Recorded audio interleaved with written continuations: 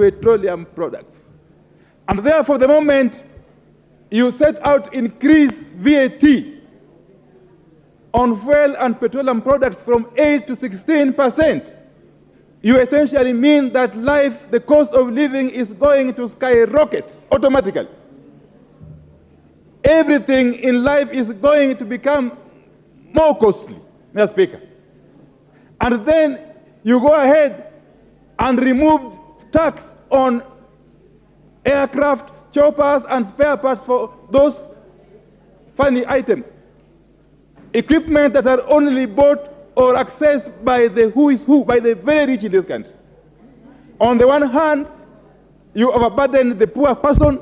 On the other hand, you lessen the burden on the rich person. So what logic is this, Mr. Speaker?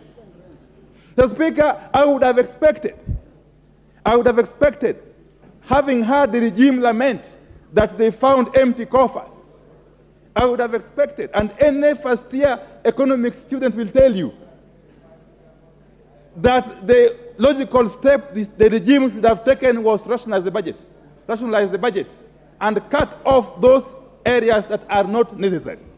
But what do you see? The budget has now increased by about 80-something billion shillings, over and above last year's budget. But the increment is driven by consumption. You see the money allocated to the office of the president, the money allocated to the office of the deputy president, the money allocated to the office of the Prime cabinet, whatever. Monies that are going to service consumption, to host banquets, to buy flowers, to buy tea, Mr. Speaker. This is a perfect case of a regime which is living on a different universe, not on earth, Mr. Speaker. Mr. Speaker, you can go on and on. Take the case of the housing levy. Up to now, including, and I let it very clearly to my good friend, Honorable Kimani Kuria. Up to now, they have refused to define what this animal is. We do not know whether it is a levy, it's a tax, it is a fine, it's a penalty. Nobody knows, Mr. Speaker. And then they come here and want to tell us that they have reduced it from 3% to 1.5%. Mr. Speaker, they have even worsened the situation now. The situation has now worsened because the cap which was there initially of 2,500 has been removed. Now they have targeted even those who are earning bigger salaries more. Now they have attacked the low person, the middle person, and the higher person. Mr. Speaker, let me tell you, in the village where I come from, we have got public servants. We have got employees who have toiled for years. Some of them are left with about 5 years to retire. They have got their own houses, which they have built through different schemes. You want to tell them to part with 1.5% of their pay, Mr. Speaker, to deposit in a scheme who nobody knows the intention about. Mr. Speaker, if you did just basic calculation, this 1.5% of an ordinary primary school teacher salary, he will need not less than 200 years to be able to acquire a house. And yet this person is retiring in 5 years' time. So tell me, who is he saving for? Who is he buying this house for? Is his grandchildren, great-grandchildren, or who, Mr. Speaker? Nobody is coming up to give us answers to those very basic questions. And yet, to that poor Kenyan worker in the village, that 1.5% which you are forcing him to fork out can mean a difference between starving to death or surviving. The Speaker, that poor Kenyan worker in the village, or even here in Nairobi, depends on that 1.5% of his salary to put food on the table for his children, to buy a uniform for his school for his children, to pay school fees for his children, to actually pay all the bills that he incurs in his day-to-day life, Mr. Speaker. And therefore, this is one of those schemes. In fact, I would want to equate it to a pyramid scheme. Mr. Speaker, this housing levy, or whatever they call it, is a perfect case of a pyramid scheme. And Kenyans must say no. They have already said no resoundingly, Mr. Speaker. Mr. Speaker, you can go on and on. You can go on and on. Look at the case of poor Kenyan women and girls and including even boys, who depend on the business of saloons, kinyozi, and what have you. What have they done to them? They have imposed an excise duty on human hair, wigs, false beards, eyebrows, eyelashes, artificial nails. Mr. Speaker, these people have a bone to pick with poor Kenyans. They don't want our women to be beautiful.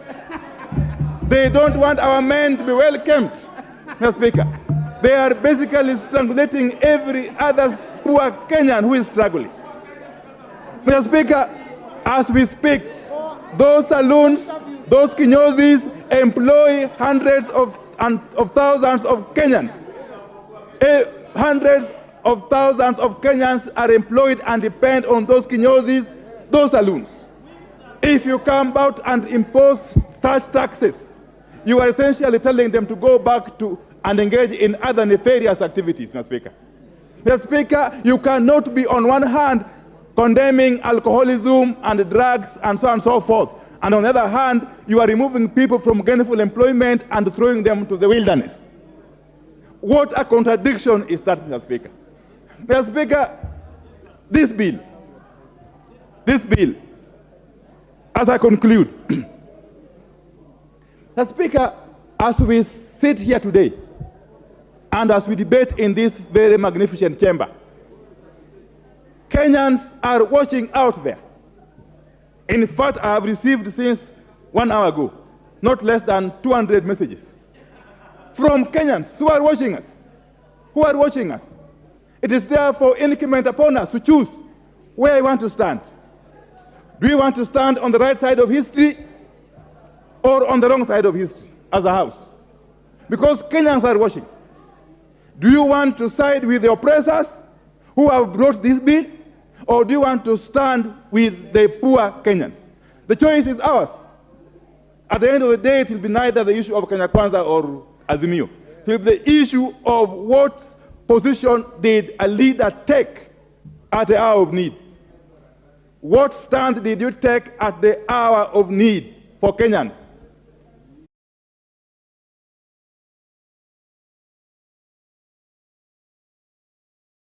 Speaker, they are watching, and it will not matter whether you vote yes or no, and whether yes wins or not. What will matter is where are you standing as a leader of the people of Kenya. The Speaker, in this country, we are used to giving empty and lofty promises, and then we forget about them soon after elections. This time round, the mood I am seeing out there, and I am very often at home, Mr. Speaker, the mood out there is that this bill is a make or break point. This bill can actually spark a serious revolution in this country. This bill, I want to caution you, this bill can actually be the spark that will lead a revolution that will never be ended.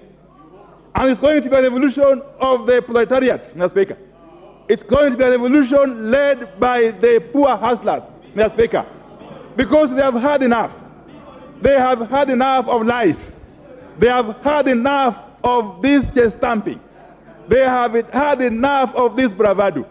That hour of reckoning has now come. And therefore I want to say this.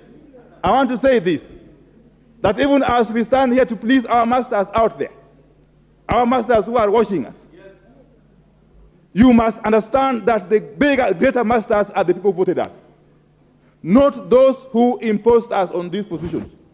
Mr. Speaker, this house cannot go down in history as a house which disregarded the plight of the people. This house must go down in history as a house which stood with the people at their hour of need. And with those preliminary remarks, Mr. Speaker, I oppose in totality. Thank you.